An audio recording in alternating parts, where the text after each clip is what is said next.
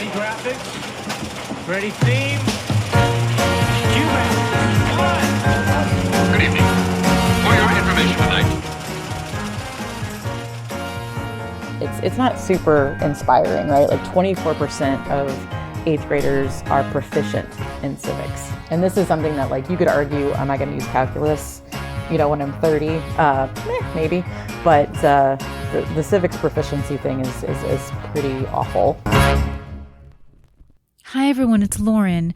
I just wanted to quickly introduce this episode of the podcast where I interview Carrie Ray-Hill, Director of Digital Learning at iCivics. I actually conducted this interview way back in June of 2020, but we at the podcast feel that it is still relevant. We really felt that this was going to be a great companion piece to the episode I Want My FYI because of the beginning of the episode, which we talked about. Many teens and tweens at the time really needed a civics education. Today, civics is so important for many reasons, particularly because it is not taught in classrooms throughout the United States like it was when Jesse and I were kids. So we hope that you'll enjoy this interview and learn more about iCivics, particularly because of the amazing women Supreme Court justices who helped to start iCivics and continue iCivics' cause. Will the mystery guest please sign in? Hello, I am Carrie Ray-Hill. I guess my business card, if we had them anymore, would say the Director of Digital Learning at iCivics. That's a fancy way to say that I get to help make video games for kids about civics. Fun fact, I don't really think I played a video game until I started working here in 2010. And went out and bought a Wii and did Call of Duty, and I'm a very good sniper. You didn't play Oregon Trail? Oh, well, yes. No, that and Carmen Sandiego, I did. I never feel that I'm fully legit. Carmen Sandiego is my gal. Oh, that was my favorite. It's the best. But I didn't do the Mario World, space. So Sure. I have to pretend like I'm cooler than I am with the young folk. But yeah, so I used to teach in DC and in St. Louis. I did middle school social studies, civics, all that good stuff. And then got, I'd say roped in, I suppose, to this amazing gig, starting writing curriculum. And then I just kind of slowly went over to the game side. So that's what I do. Now, for our audience out there who may not be familiar with iCivics, can you give sort of a short rundown on what you guys do? Absolutely. First of all, we're free. If any teachers or parents are listening, that's the most important thing to just get out there. But we're a nonprofit really focused on providing really high quality, excellent, and engaging civic education resources. We have over, 200, well, more than that now, resources that includes print and go lesson plans, digital learning tools like a document-based question tool, web quests, but really our kind of claim to fame is our video games. And these are all super fun, engaging, kind of kid-friendly ways to have your kids understand civics a little better. So they get to play the president, or they get to be a member of Congress, or work in their communities, fictional communities, to make the world a better place. They were originally designed for middle and high school kids, but truth be told, we've got 4th graders who are crazy about them, and I have college professors emailing me about how they use them in class. So yeah, we were founded by Justice Sandra Day O'Connor when she retired. That's kind of our other claim to fame. She's our fairy godmother, I always say, but she was really kind of despondent in, the late aughts about kind of the state of civic education and where we were as a country. And in addition to a lot of her other focus areas, she really wanted to work on civic education. So we launched in 2010 as iCivics, and basically she told us to go out there and educate every single kid in America. I was like, okay, let's do it. Yeah, I have to say that having been out of the education system for a while now, I didn't realize how civics is not taught in schools the way it was when I was growing up. Yeah, it is really taken a far back seat, like it's in a trailer being hauled in the back, to mostly STEM. And we love STEM. It's just that it's kind of, it always gets placed behind, even though really you could argue that, civics could very easily be part of the STEM conversation too. And, not only is it being taught, but the way it's being taught sometimes isn't the most productive manner of education. So we got work to do. Yeah, absolutely. That's one of the things that really took me about what you guys do. I was lucky enough, as I mentioned to you by email, to meet one of your representatives at one of the Seneca Women's Conferences, actually where Justice Sotomayor was speaking, which we can talk about as well. I understand that she has taken over the mantle for Justice O'Connor. But I digress. I realize how much civics has helped me to become a better voter. And something that surprised me while doing research on you guys is that I think a 2018 study, and please correct me if I am wrong, said only about 32% of the people that they polled could name all three branches of the government. More can name a Kardashian. That's the kind of talking. I guess I shouldn't be surprised by that. No. Yeah, like if we could just, somehow get on those networks and have a reality show. The kind of knowledge assessments, right? So there's polls, it's not super inspiring, right? Like 24% of 8th graders are proficient in civics. And this is something that, like, you could argue, am I going to use calculus, when I'm 30? Maybe. But the civics proficiency thing is pretty awful. And between polls and like assessments for kids, that kind of gets at the knowledge piece of it. But I think you just said, right, with voting, that's a skill. Anyone can like push a button on a screen, but there's like the skill involved with knowing how to approach looking at the candidates, how to understand the issues. It's so much more a critical thinking set of skills than just like, who is my president? Like with the kids at the opening, the scene, right? Like they don't know. Yeah, who don't even know who the president is. Exactly. Yeah. And all those factoids are great to have and kind of, important for being able to be functional in society. But it's really the kind of skills of why would you need to know, right, who a justice is, or why would you need to know, or how would you apply that information to your life? And so that's kind of what we've been trying to push a little more. And I think why we've kind of solidified ourselves as a really premier provider, if you will, is that we kind of blend those two as much as possible. Like if I can't make civics relevant to a kid, then I'm failing, right? And as a former classroom teacher, I basically write everything we do everything I write. We have a great team that also helps write. I basically just picture a 13-year-old girl rolling her eyes at me. That's great. And if what I write or what I create like creates that eye roll, then I have to go back to scratch. So it has to be relevant. It has to be, engaging and attractive. Otherwise, the kids won't want to know who the president is, or they're not going to care about the three branches of government. Yeah, I think doing it as a video game it was such a smart way to go about it. I wouldn't have thought about it that way, which is why I thought about Oregon Trail and even Carmen Sandiego, right? Like I remember Where in Time is Carmen Sandiego, which is happened the end of, I think, kind of the Apple LGS video craze, as I like to call it, that taught me history.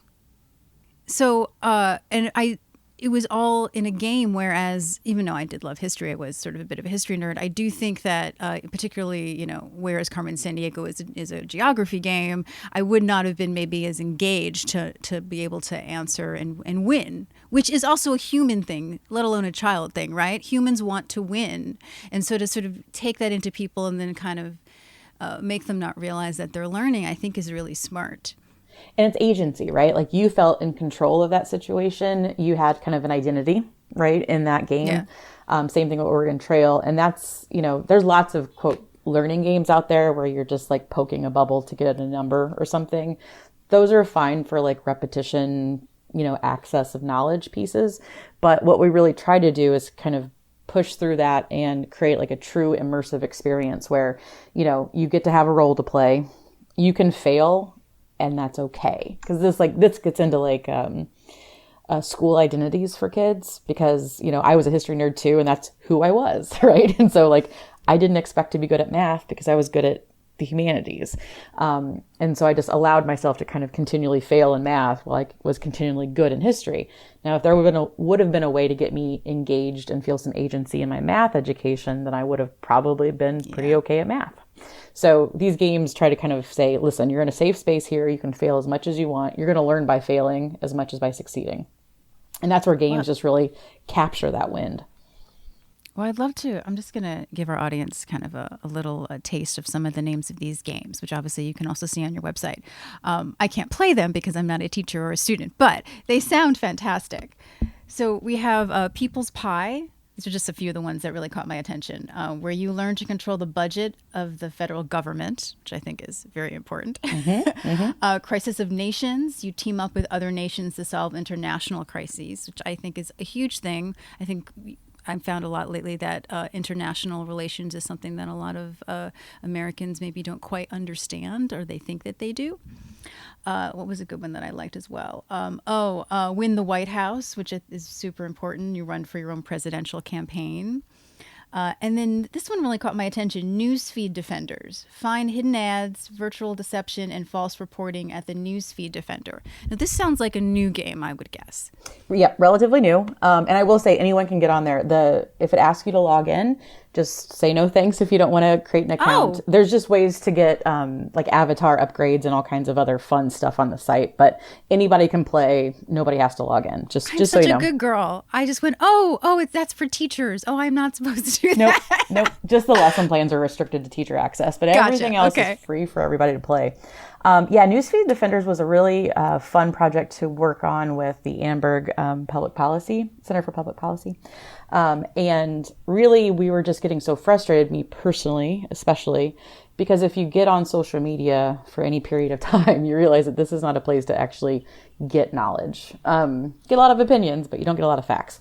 And there's no real way to check it. Now they've kind of caught up a little bit with some fact checking, but the kids just didn't have the skills, and the adults don't have the skills necessarily to kind of eke out good information. So we created a fake social media platform and basically put the kids in charge of running this social media platform group. And they had to decide what's postable, what's acceptable, and you think, okay, well, whatever, that's fine. But the struggle was you had to have high traffic, high integrity, and high focus to win the game. That's hard because, traffic is fine. You can put a bunch of really horrible memes up there, you know what I mean, and get people excited and to post and repost and go viral. But that would hurt your integrity. Your integrity is improved if you post like validated, good content. And then your focus just requires you, at the beginning of the game, you pick kind of what your area of focus is. Is it health? It's all, teenage kind of focused stuff. Health and sports. Is it, just community involvement, things like that. And so if you're off topic, you might get traffic, but also people are like, why did I join this group? This isn't talking about what I joined about. So those three metrics are very hard to balance out and win. And so that's where you get the kids, right? So they're learning kind of passively by trying to beat the game that, this meme of a pixelated giant cat from Wisconsin is not news, nor is it real. And there's all kinds of ways that we kind of help kids figure out how to verify stuff within the game.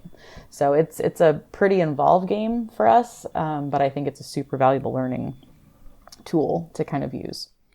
And grown-ups should totally play it too. Seriously. And how long has this game been available? I think it's been out, is it 2 years now?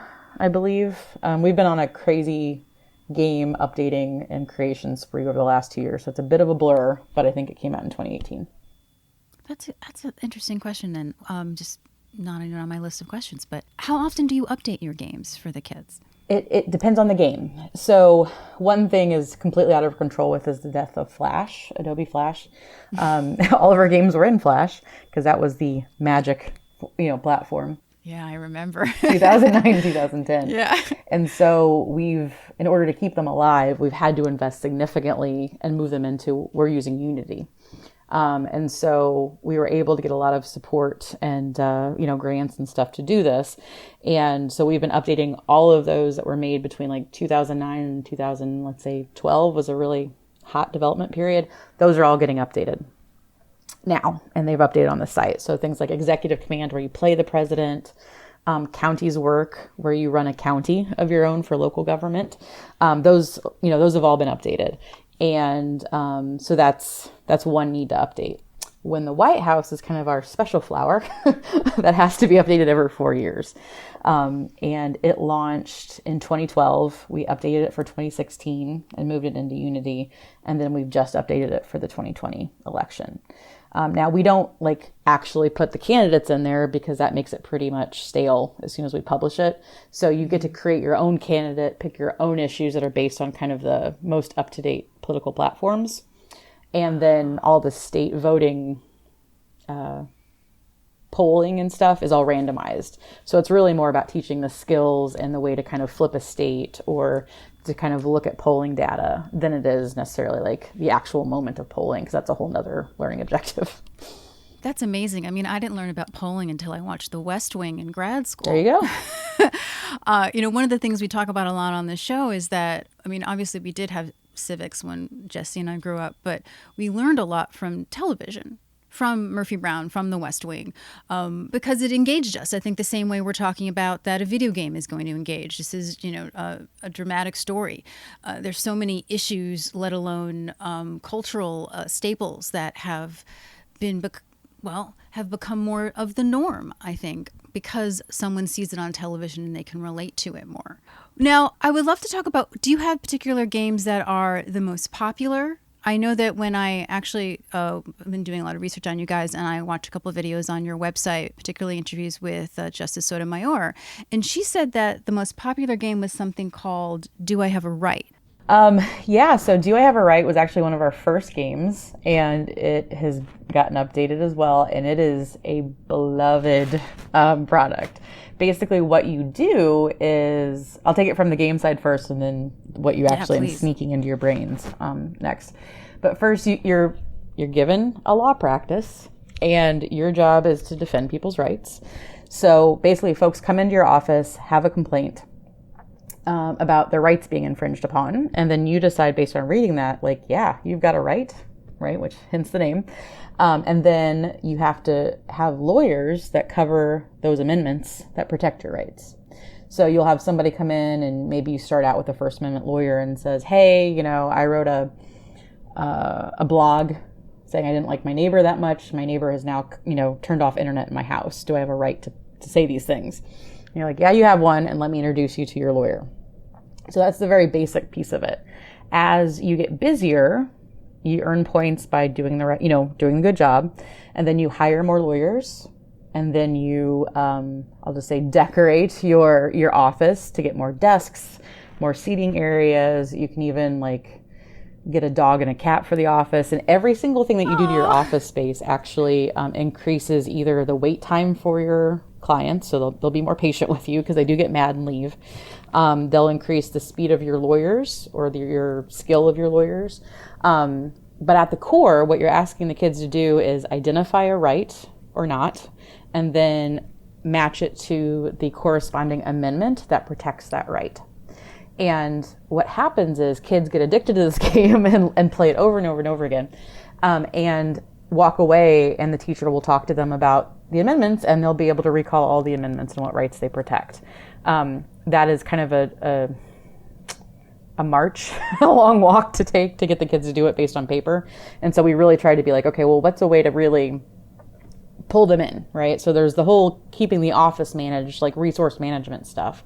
But then there's the content, which is, well, if you've got folks like soldiers in your house saying that they're going to use your pool and sleep in your basement and you don't want them there, we've got a Third Amendment lawyer for that. And that's the core of the game. It's so engaging and complicated beyond that, for the fun parts, but that's really what the game does. And it has been our most popular game since the moment it came out. And why do you think it's so popular with kids? I think the resource management part of it is kind of a whole nother level to a learning game, because, you kind of do the content part just to be able to do the, upgrading your office or putting an ad in the quote paper in the game to get more people to come in. And it's also kind of fast paced. With learning games especially, you don't want to take away time when they're reading, because everyone has different reading speeds. So the game pauses while you read, but when you're running around and trying to do things, you really have to be fast. And so there's kind of an element of stress and,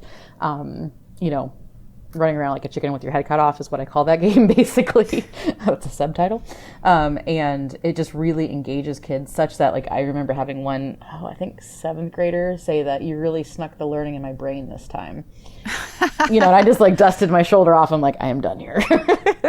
And what kind of feedback are you getting from the teachers? I mean, I know that you've been around for a long time, but do you feel that as times have changed, certain games are becoming more popular or certain games are needed more? I think there was a response because Newsfeed Defenders is pretty complicated, not in a bad way at all. But like we have some pretty simple games that may take, 10 minutes to play, and other games take 30 minutes or 45 if you're really, super engaged. And I think Newsfeed, even though, again, it's complicated, it was really kind of answering a call, of like help. Because, kids, I heard teachers say, kids are coming in with all these ideas that are unfounded, mean-based, unfactual things. And I have to spend half of my class period debunking these things when they should just have the skills to do it themselves, right? Yeah. Yeah. So that's been one thing. Win the White House and Cast Your Vote, which is a relatively newer upgrade that we've made, are really popular around election seasons every year, because a lot of times teachers are like, there's so much to teach. Do I teach just the process of the election? Do I teach the federal and the state and local elections? Do I teach the individual people in my area, like on my ballot? Do I teach the issues? Like there's so many different like directions you can take, and it's a lot of information, and there's a lot of consternation around these kind of issues as well as these discussions. So they really kind of look to our games to kind of help set a basic shared knowledge across the class, a way to get them talking about this stuff in a very engaged way. And I think that helps a lot. So according to your website, I see that you got 6 million students in 50 states. 7.5 now. Wow. It just keeps growing. I was going to ask if that was accurate. That's why I was reading it. And 269K teachers. Yes. And 100 million plays. 120 now. Yep. Every day I look, it's different. It's good. It's going in the right direction. Now, are these the kind of games that you feel currently, with a lot of schools not being in session, are becoming a lot more sought after from maybe teachers who haven't been using it, or has it really stayed the same? Yeah, I think, the teachers who have been using us all along are just like, thank goodness, right? It's not going to be that much of an uphill battle to move to virtual. I do think that we've been working really hard at trying to figure out how to support our teachers during this kind of insane time. We always joke that whatever problem we're trying to solve in 2020, 2 more problems pop up. So we're trying to support that. So if you, like on our site, we've done teacher toolkits, we've got a parent toolkit, because that's the other reality is that, all the stuff's going on and maybe your kid doesn't ever get sent home civics homework. They don't have a class. They don't even have social studies right now in some cases. And so what we've tried to do is kind of expand our idea of who an educator is to be literally anyone willing to work with kids on a subject. So there's no expertise needed, right? Like, so we've really tried to make it focused for parents, and then also for all these variety of blended classroom or virtual instructional options. Because I taught for 10 years and I have never been more glad that I got into curriculum, just because like it hurts my soul, because the teachers have, and the parents have, so many things to, think about and plan for and recalibrate for, that, we're just trying to work really hard to solve as much as we can for them by creating these easy to execute things. Sorry, at home for parents, but is that something that is new because of what's going on, or? Yep.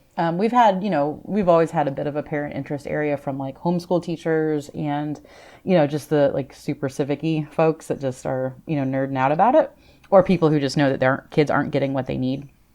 But we've never really, I would say, talked directly to parents in a way that we've done since March. Mm-hmm. We've put a lot of effort and put a lot of things on hold just to be able to kind of answer this moment as much as we can. Now, I'd love to talk about, because as I mentioned earlier, I got to see the amazing Justice Sotomayor speak And she's been a really wonderful mouthpiece for your company. Or I guess I should say organization. I apologize. That's organization. Semantics, civic semantics.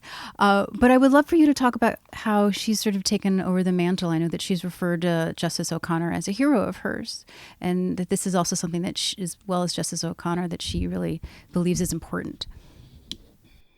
Yeah, she's amazing. I've been so lucky to be able to, speak with her at a number of, our board meetings or gatherings or whatever. And she gets it. I don't know how else to say that, but she really does understand on a very deep level what Justice O'Connor was trying to achieve. And she's also super critical in our move towards creating more supports for English language learners. I'm not talking like I can speak English so well. But the idea here is that as we've been updating these games, we've been translating them into Spanish, and we've been creating more kind of assistant tools within the game to help anyone who may not be a native language speaker. And this not only helps that crew, but it also helps people who may have reading disabilities or struggling with reader skills. Because we really, in order to get to quote all the kids in America, which Justice O'Connor gave us that job, Justice Sotomayor is like, okay, well, you need to think bigger. And that's what we've been doing since she's kind of joined the board, is really focus on our resources, how they can be more inclusive, how they can be more accessible. And she's just been an amazing force of nature to work with. Well, something that really took me that she said was, it's been well documented that the partisan discourse in our country followed very closely on the heels of schools stopping to teach civic education. Something that, again, because I did not realize that civics was not taught at all as part of the curriculum, because I am so far out of school. And I have young nephews. They're not in school yet. What you're doing, do you feel, is making that important to the students, whereas before it wasn't? I think kind of acknowledging that students have a voice too is really a first step in this. So often you can from on high talk about, well, people need to be able to do this, that, or the other, but I'm not really interested in hearing you. That's a problem. And so we've always kind of looked at student voice as a critical piece of what we do. And I think more so now it's a huge, huge import. In fact, we just had some of our curriculum team engage with students on what they think of what our curriculum does and what they want to see more of. And it kind of boggles the mind, but it warms the heart that, these kids were saying, we want help on how to talk about controversial stuff. We want help. We want skills to allow us to talk to people that we don't agree with. And this wasn't prompted. This is what they said they needed more of in the classroom, in their own classrooms, not just iCivics classrooms. Yeah. That's great. So we just launched a thing on controversial topics that really helps teachers kind of feel safe and give them the kind of steps they need to take to create a safe classroom for everyone. A lot of teachers I always, spoke to, and I ran into this myself when I was teaching, that, you bring up a controversial topic, you support your kids in talking through it, and you get a call from your principal the next morning. Don't do that again. Not all administrations are like that, but, you could do it really wrong and not mean to. So what we're trying to do is support teachers to feel comfortable in setting up their classrooms, virtual or otherwise, to kind of be a place where everyone gets to be heard, that they all have skills in how to converse with each other. And so I'm really excited about that direction. But I think just letting kids share their experiences and find their connections to the content, right? So we could be talking about the Nashville sit-ins in 1960, where they, integrated the businesses in downtown Nashville. You could just teach that, or you could teach it and then have the kids engage about so what do you see around you today that may need changed? Or how do you think you would feel if you were sitting at that lunch counter getting a milkshake poured on you? Let them talk about things, not just receive.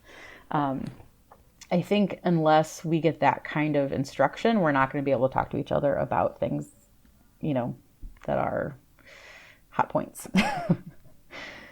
No, I agree. That's a really good point. I find that a lot of people don't know how to debate. They don't understand the difference between an intellectual, critical debate and just screaming your opinion, so to speak. And I think it's so important. And it took me a while to realize that what was happening, because I was brought up with this idea of what debate was. It's something I hadn't even thought about when thinking of you guys. And so that really warms my heart that that's something that's happening, that the kids are learning critical thinking on how to debate because they want to. And understanding the bigger ideas, right? And I think the other thing that even internally our curriculum team was debating was, when I hear the word debate, I think like there's rules and you stand at a podium and you don't have to believe in what you say, you just do it, right? And there's a way to get points for stuff. We are so past that, right? That has a completely valid place in, activities. But, it's more of understanding the other person that you're speaking to, understanding where they get their information from, understanding where you get your information from. There's so many skills, right, that are important in being able to have a civil conversation. And, back to Justice Sotomayor, she did a talk with kids in DC with Neil Gorsuch, right? So the two justices were there saying, we don't agree on much, you think, right? But we actually are very civil. We have conversations all the time. We agree on a lot more than you think we agree on. And we're colleagues. And I'd like to think the kids really could appreciate it, but as an adult and all the other adults in the room being so used to this, partisan craziness was just like, oh, that's nice. And the whole, story with RBG and I've not had enough coffee today.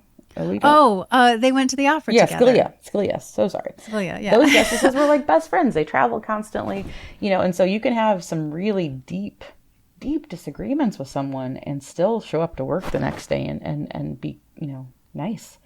Where those things, at least I think sometimes just feel like that would be a relationship breaker, right? If you don't have the skills to move past it. So I think that she has been a really great model for that. And I think cares deeply about it in working across with other justices, inviting them to speak with her when iCivics does their chats and stuff like that, because, the more we can appreciate the humanness of civics, I think the better we can do in teaching it. The humanness of civics. I love that. This is a bit of a side note, but what I loved about when she spoke at the Met was it was supposed to be a interviewee on the stage in two chairs. Oh yeah. And she asked, had you heard about this? And she asked if she could, this is for our audience then, but she asked if she could just go into the audience and answer questions as she shook every person's hand.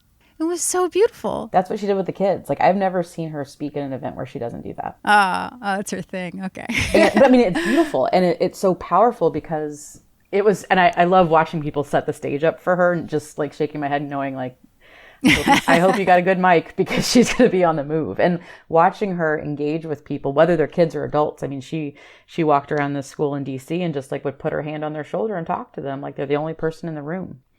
And usually, unless you're like a politician or entertainer, you don't really have that kind of door opening warmth necessarily.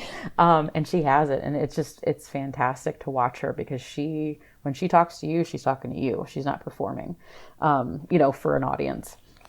And it's just magical. It's just magical. And, kids will come up to me like, asking her for a hug and she gives them, she's just a kind, warm, really brilliant individual that I just have such a pleasure having on our team. No, I always admired her, but I went out of that with sort of a really newfound respect that I don't want to say I didn't have, because of course I respected her, but it was a whole new, deeper, there you go. Thank you. It was really deeper in it. It felt so, such a connection.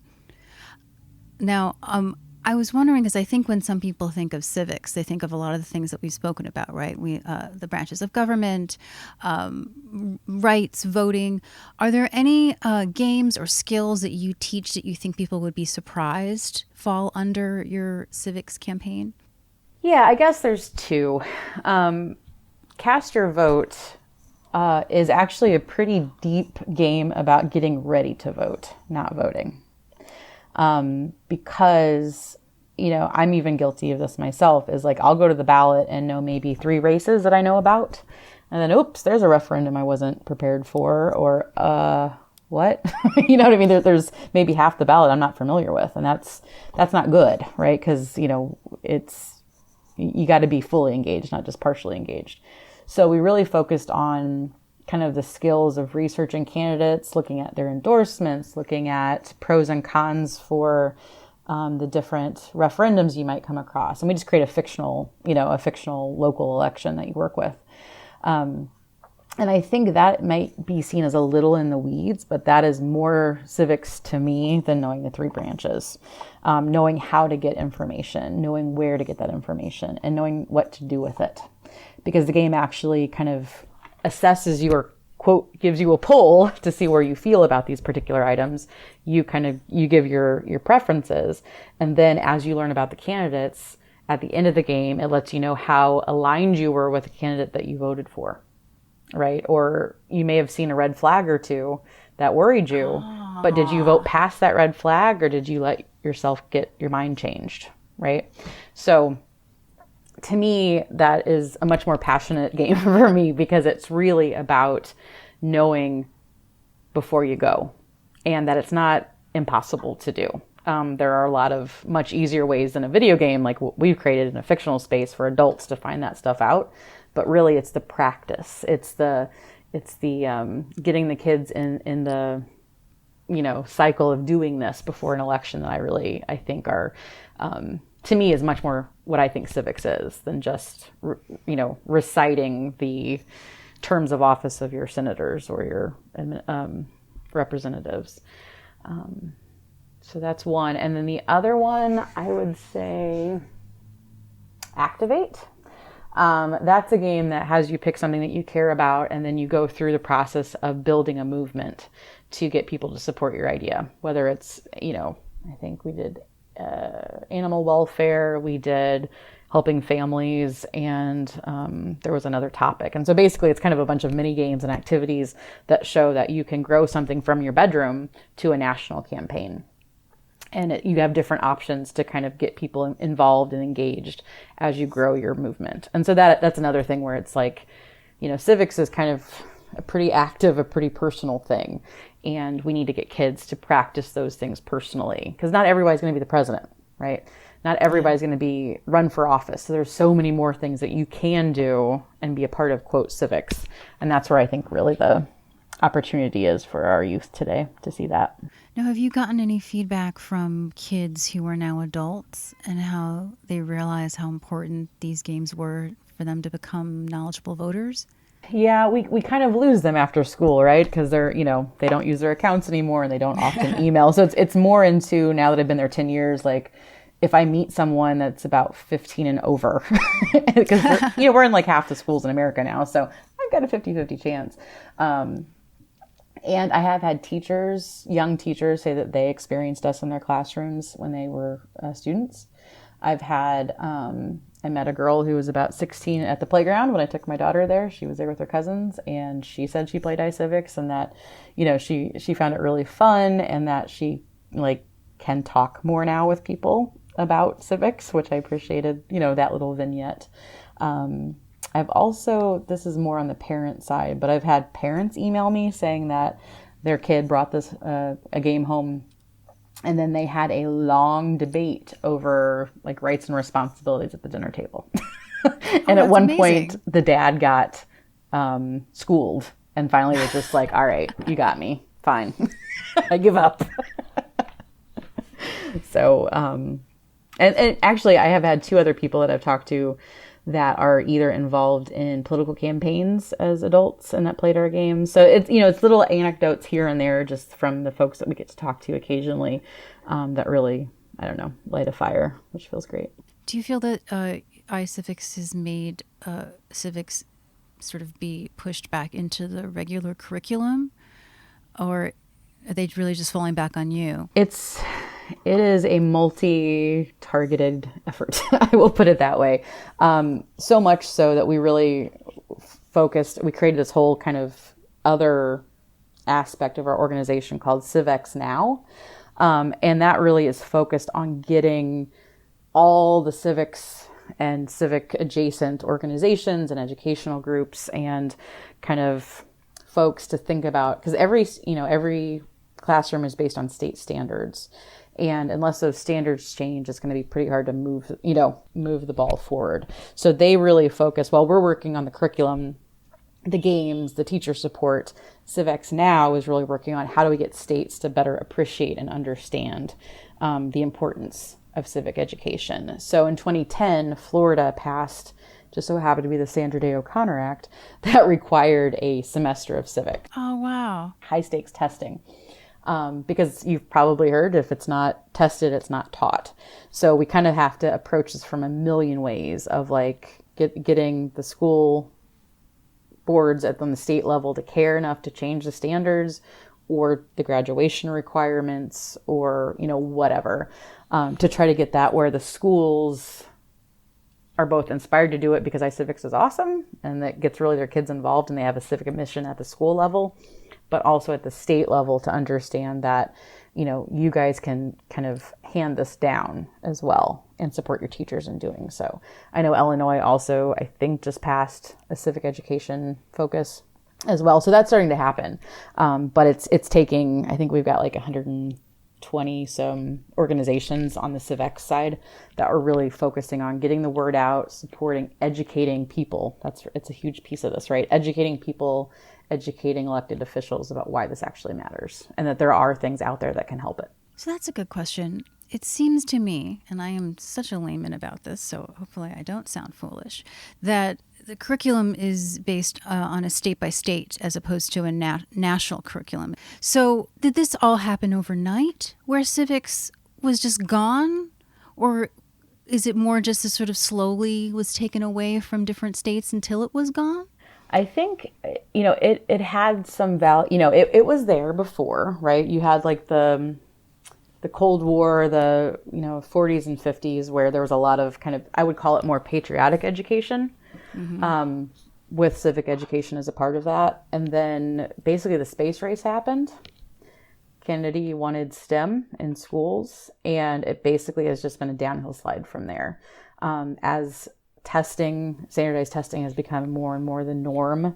That's another thing that keeps getting pushed down in to the benefit of STEM. So I think for civics to really continue to, regain some ground here in classrooms, we need to innovate towards getting civics incorporated in STEM, right? Like we all have math problems with words in it. It could be about polling, right? Or if we're going to learn about graphs, why don't we learn about, demographic graph, stuff like that. So, and then science, there's this whole space called citizen science where people go out and do bird surveys and butterfly surveys and help with scientific experiments and research. So it's there. We could just really amplify it, right? So you're getting some standards that can be inclusive of civic content. So it's an uphill battle to get us back in the classroom because there's only so many hours in the day. Even less so now with virtual stuff. But I think understanding that social studies and history, because I always say history is civics and civics is history. You can't separate the two. That there's just a lot of different directions and kind of approaches that we have to take to get more civics in front of more kids. Not to mention, if you are a more informed voter, there possibly could be more funding for STEM. Exactly. And just knowing that taxes fund things. Yeah, no, I think a lot of people don't realize how it works. And, when you know this stuff, I think you sometimes, at least I used to take it for granted when you think, well, I learned all this in school, so everyone else must learn all this in school. You hear all about new math. I have no idea what new math is. But, I was taught on old math, and I'm sure that if I, at some point when my nephew is older, helped him with his homework, I would not be able to because it's all new. But you don't hear about, I guess, what's taken away as opposed to what's changing. Right. And I think it's just been such a slow decline in civics that it hasn't been felt. It's like, it's not a ripping a Band-Aid situation, right? It's like the Band-Aid has slowly dissolved over time. It's just not there as much as it could be.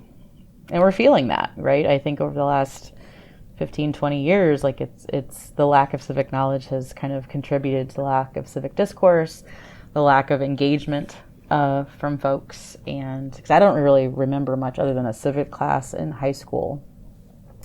I loved my teacher to death, but it was just facts, right? And I was good at facts. Yeah. It didn't get me prepared. It's like if we don't teach kids how to balance a checkbook, we're not doing our job. If we don't teach kids how to understand their rights, we're not doing our job, because that's what matters when you leave school.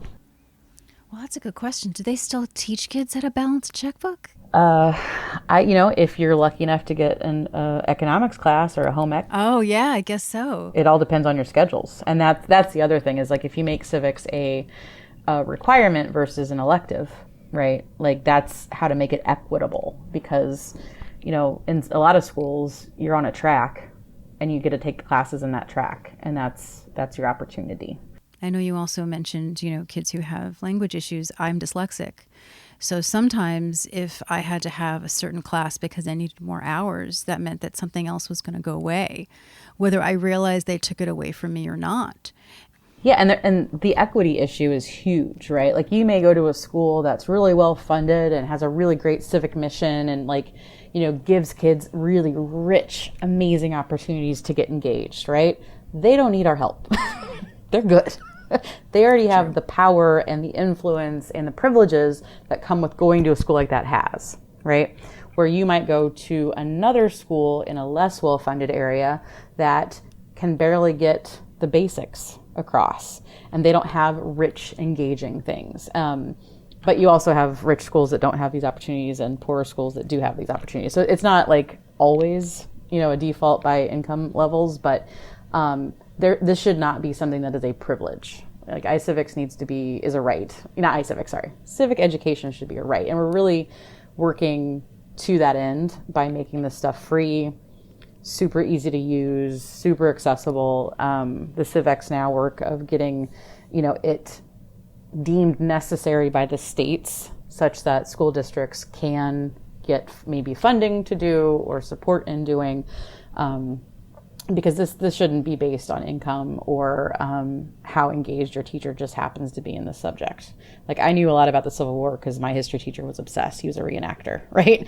Oh, wow. Ask me about the civil rights movement or suffrage, I couldn't tell you much. I can now, obviously, but I couldn't then, right? So, you shouldn't have a lottery of who your teacher is and what they're interested in to determine how much civic knowledge you access in school. That's just absurd.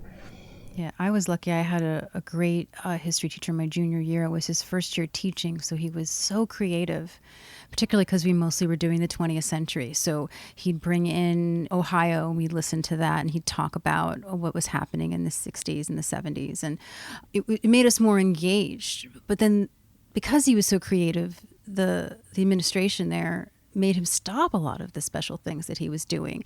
And I think that happens a lot, too, is that creativity in teaching sometimes gets squelched because they think that it's not part of the way that you teach people, which I think is unfortunate. Yeah, and I think if we can move the needle to understand civics as more than just facts and figures, there's going to have to be a comfort level achieved with getting personal with civics, getting into your local community and seeing what local educational opportunities happen. Let's talk about that pothole down the street. Let's talk about getting a stop sign put in at this really dangerous intersection. That stuff involves a little bit of risk, right? To go out into the world and talk to people and ask people to engage with you or your class. But without it, my goodness, civics just becomes super boring again. So yeah, there's a lot of, right now it's on the teacher, and the teacher has enough on them. We want to lift that burden a little bit and try to make it more of a generally held value. So if those out there want to find out more information about iCivics or to volunteer or donate or obviously download for their homeschooling, what can they do? Sure. So iCivics.org, iCivics.org. That's our website. And anyone can go on there, play the games. There's a big play button. Teachers and homeschooling folks, if you're interested, you can create a free teacher account. That'll get you access to your lesson plans and additional teacher and educator tools. And then the Civics Now, you can go from, it's civics the letter X now.org. And that's if you're more interested in kind of the getting the word out and just the bigger idea of like why we need civics in schools. They're there for you. But yeah, get on there and play. I mean, I've got so many grown-ups like tell me that they've lost an hour or two. Oh, I'm excited now that I know I can play the games. Oh, come on, join us. Yes, absolutely. Absolutely.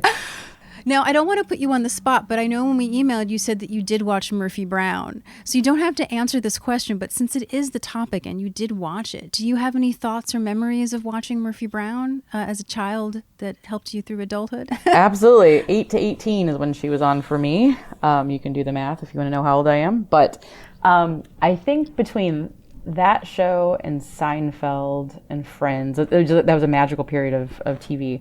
The camaraderie on that show has basically set the bar for relationships for me, for friendships.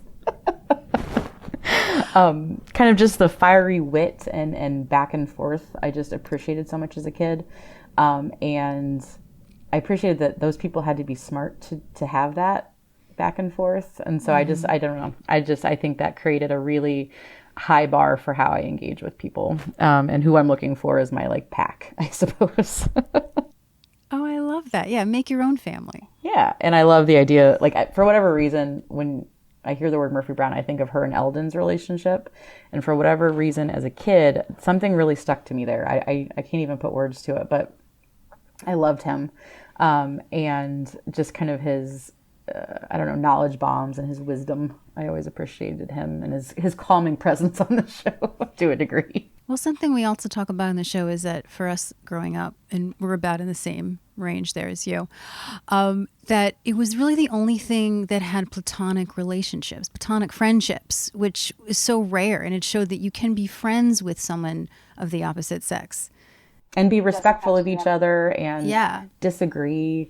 And, you know, I don't know, I just found that to be such an empowering show to watch as a kid. And, you know, I was lucky to have parents who were just like, literally do whatever you want. You've got zero things holding you back, whatever. And just watching these people engage in a space that had influence and had whatever. I mean, I ended up being a teacher, you know, from that, but I basically got to have my own pack in class and have that. But I don't know. That show was just really novel to me as a kid. You know, it was in competition with Magnum PI and, you know, those shows. So it just really stuck out for me. Oh, that's so amazing. Thank you so much for coming on the show. I hope that everyone out there has learned something. I know that I have, and I can't wait to learn more as I have all this free time to play video games. Is there anything that you would like to say that I have not asked to share with people? No, I think, you know, we tend to talk down to kids a lot and assume that they're just kind of passive recipients of things. And I think if you have a kid in your life, and I mean, I've got a 3-year-old and I've, you know, work with 18-year-olds. So anybody in that area, ask them what they think about things, you know, ask them how they're feeling about stuff and let them talk, because, you know, when they say out of the mouths of babes, they're not kidding. And I think if we allow kids to have more voice, whether it's just in conversations with adults or in the family or at school, I think we might actually learn a lot from them. I know I have. So I think just, you know, seeing kids is not a thing to fix, but as a co-conspirator in life and politics and civics and stuff, they have opinions, trust me. So it's always fun to hear them. Yes, they do. That's such a great way to end. That's so profound. I love that.